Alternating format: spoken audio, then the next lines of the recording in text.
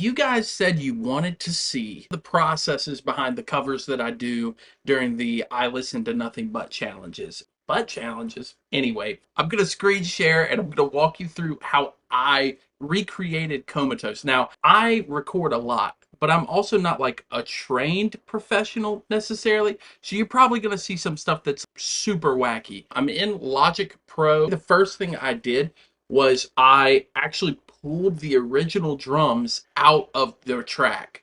And then I started using some MIDI stuff to kind of recreate it, but I wanted to nail it as close as possible.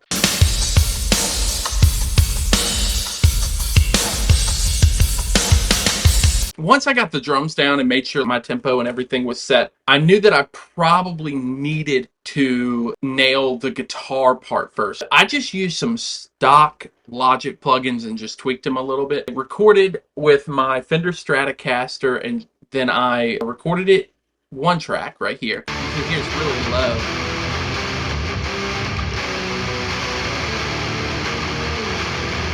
So then what I did after that is I actually played the exact same stuff again, but panned each guitar into a separate ear to kind of give a wider sound.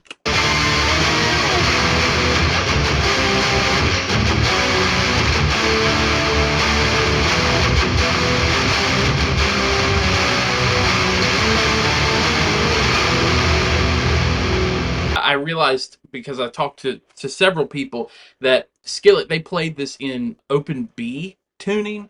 I was playing in drop D, and so I just personally was like, I'm not gonna bother with open B for this. And so I took each of these channels and I actually pitch shifted some of it down, and then I mixed it in, 50 halfway. So you had like the regular sound of the guitar grunged out happening, and then about 50% of it was actually octave super low, so that you got a lot of depth out of it. It's not a clean signal. Like, there's a lot of buzz going on, a lot of problems. When you're running out of time, you just don't care all that much. The next thing I did is I grabbed my bass and I played some very overdriven fuzz bass.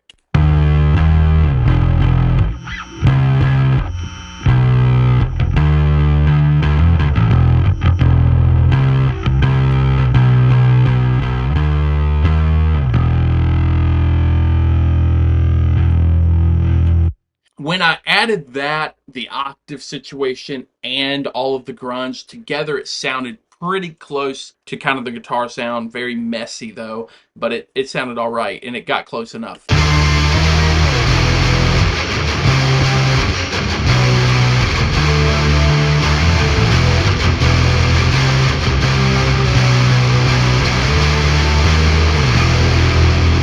In the actual choruses, it's that same riff, but there's a part where everything goes ba-da-da, or at least one of the guitars does. Right here. Super sloppy playing, but that's kind of the advantage of covering Skillet, is you don't have to care that much. You didn't hear it here. All right, the next thing I knew I had to get was the string section, and honestly, don't think I got this right, but I play by ear, so I did not look up chords or notes. I just sat there and listened to it and tried my best to copy it. I did 3 different layers, so I took 3 different takes, just kind of fishing through a string section. Not completely happy with how it sounded, but it functioned for what I needed. So the first thing I did was play the low string root, I guess.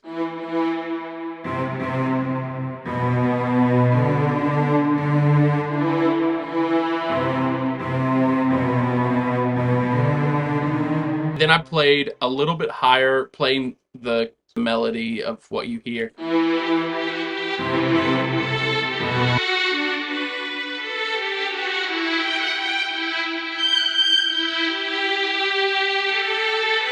Then I added one more layer that sounded like this.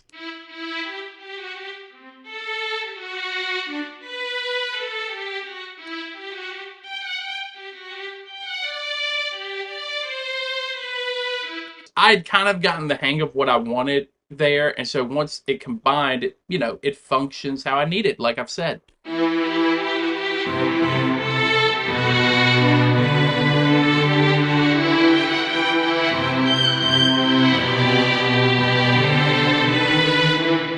And so that happens every verse. And so I started looping those verses.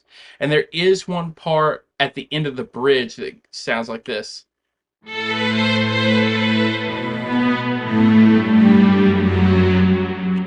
Ba-da-da-da-da-da. Again, no clue how accurate it is. That really only left the piano to go, and the piano's like a lot in this song. Like it's really going. So I did this super trebly piano.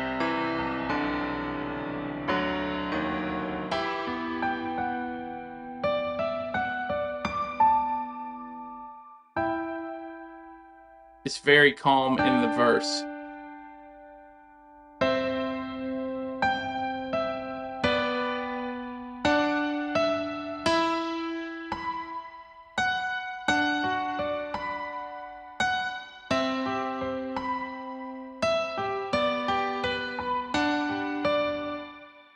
Where it got complicated was this portion in this like pre-chorus where it sounded like this right here.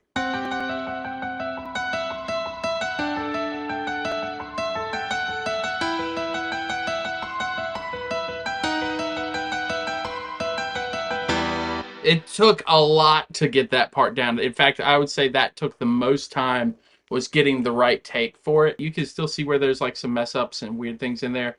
But if it was really bad and I just couldn't get a better take, I got rid of them. All of that combined, let's hear it without the vocals first.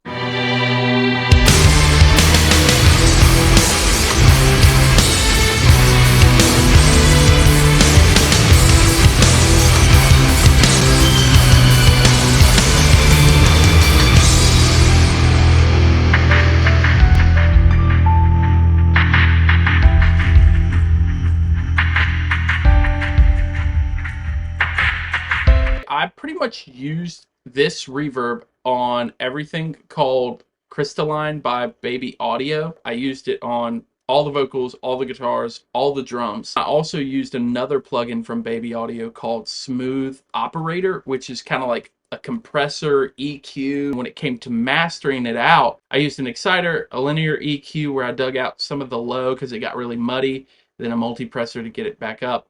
Used another reverb on the whole thing, and then a limiter thing. The mastering assistant on Logic is pretty okay for kind of things like this, so I just threw that on there too. Vocals were extremely difficult. I recorded them in my house alone because I just knew I was going to be yelling the whole time. It probably took me 5 takes. What I did is I actually double tracked the pre-chorus and the chorus, and then did that for both. But there's a lot of like overdub. Before he would finish a phrase, another word would come in. For example, live and breathe, like I don't want to live, like that stuff. It's too close. This is the solo vocal right here. I feeling like this, so tired, trying to fight this. I'm asleep and all I dream of is waking to you. That's without the reverb. I put a little bit of tuning on it because it's just so high, and truthfully, the style of Skillet's stuff is so tuned that I felt like it was totally permissible to tune my vocals. I also ran like a pedal board with a little bit of chorus and a smooth operator into that vocal. So again, here it is, dry. Is waking to you. Tell me that you will listen. Your touch is what I'm missing. And the more I hide, I realize I'm slowly losing you.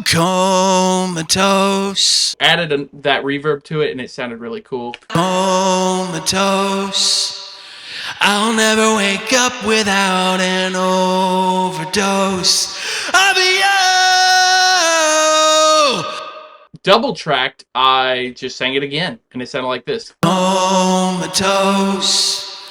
I'll never wake up without an overdose of you.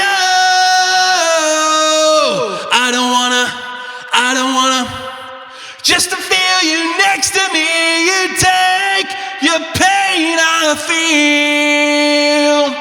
So you can hear the gaps, and so I had to go in and add those little like parts. I took several attempts at these until I just nailed the ones I needed, and then I copy and pasted them into each chorus. So Live, breathe, sleep, dream. and so once you add those all together, it makes more sense. And then like the ad lib vocal down here at the bottom. I don't wanna live, I don't wanna breathe, just to feel you next to me. You take your pain, I feel. Waking up to you never felt so real. I don't wanna sleep, I don't wanna dream, cause my dreams won't comfort me the way you make me feel. Waking up to you never felt so real. So my voice cracked back here, and I just could not physically sing it again. Like it just hurt so bad. So you make it was somewhere in here. cause my dreams won't comfort me the way. So that's how I did the vocal parts. I got to the scream. You know, I would see comments where people were like, "Oh, are you gonna do a scream?" And I'd already chosen the song, but I was like, I could work one in there. And my brothers and I, we used to listen to like some hardcore stuff, and so I knew what I wanted to do. And thankfully, by the time I was at this part, I had pretty much started losing my voice. And I say thankfully, I started losing my voice, and so I went ahead and did a scream and just tried my very best to make it happen. So here we go without any of the reverbs. It's probably not going to sound as cool, but here it is. My eye, open up! And it definitely peaked the microphone. I was using a little tiny SM58. After the reverbs, it kind of cleaned it up a little bit. All of that, and then it kind of all crashes here at the end with a fun little overdub of stuff happening. Waking up to you never felt so real. Oh, I adore you. Waking up to you never felt so real. Oh, how I thirst for you. Waking up to you never felt so real. Another scream right here. Oh, I adore you. Waking up to you never felt so real. So there we go. You mix it all together, you get to that last chorus, and it sounds like I'll be I don't wanna live, I don't wanna breathe, just to feel you next to me and take the pain I feel. Waking up to you never felt so real. So there you go. That's how it all came together. Of course, if I hit the A key, you can see all the automation where I was getting my volumes right and where I wanted them to be through it, or taking out parts that should have been silent. And, you know, threw it all together, exported it, and then, you know, next thing I know, it's on YouTube. And in fact, I'm in the middle of uploading it, so you should have seen it by now. If you haven't, go check it out. Go watch me review every single Skillet album and have kind of a difficult time with it. Anyway, I'll talk to you all later.